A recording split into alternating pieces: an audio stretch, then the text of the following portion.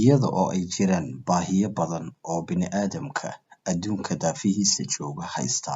Haddana dunida tan ee maanta joogno waxaa la sameeyaa waxyaabo aad ula yaabi markii aad u fiirsato oo aad dareemayso in bini'aadamnimadii wax weyn oo ka mid ah laga leexday. Dhacdooyinka noocan ah ma sameeyaan keliya dowlado gaaleed, balse waxaa sameeya shucuub muslim iyo dowlado muslim ayaa iyaga laftoodu sameeya. Waxa kan aan ka hadlayno waa bini'aadamnimada, ma aha muslimnimada. Bini'aadamnimada iyo muslimnimadu waa laba shay oo kala duwan. Dadku dunida ku nooli waa wada bini'aadam, balse dadka qaar ayuu Ilaahay ugu daray islaamnimo iyo sharaftaas islaamnimo. Haddaba waxaa jira tartamo lagu qabto dunida. Waxaa ka mid ah tartankaasi la qabto tartan lacaga badan lagu bixiyo, hay'ado leh, organization leh iyaguna buush garaynaya oo maamulaya. Waa tartanka faraska dunida ugu qurux badan. Waad ogtahay waxyaabo badan baa laga qabtaa dunida haatan. Faraska ugu qurux badan, eyga ugu qurux badan, waa noloshii bini'aadamka oo hoos u dhacday. Malaayiin baa lagu bixinayaa tartanka noocaas ah.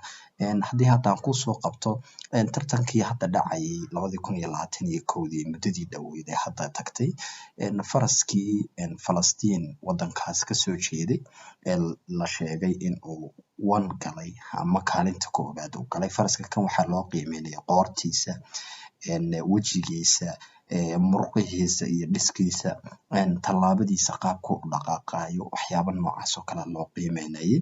Wax laga sii daayay sidaad u jeedaba waxaa laga sii daayay warbaahinada carbeed sida warbaahinta Al-Hadath. Waa arrin aad bulshada social media u soo gashay iyo bulshadaba.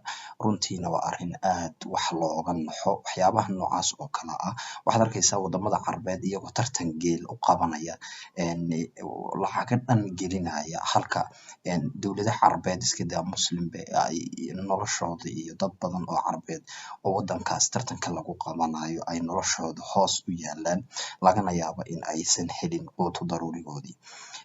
Nolosha tan waa iska sidan. Waxaa dunidu hadda ay saynis yahanada iyo aqoon yahanada iyo dadka technology iyo waxa kan la jaan qaaday ay maanta ku mashquulsan yihiin. Qorratay ku mashquulsan yihiin, qalajis baasha la yiraahdo ku mashquulsan yihiin, dakhsi baa lagu mashquulsan yahay, xayawaanaad baa lagu mashquulsan yahay bal in macluumaad lagu ogaado, halka bini'aadamkii gaajo uu u dhimanayo oo uu noloshiisa wixii asaasiga u leeyahay. Waa nolosha dhan baa sidaas maanta u taalo oo moodid inay ka leexatay wadadii loogu talagalay.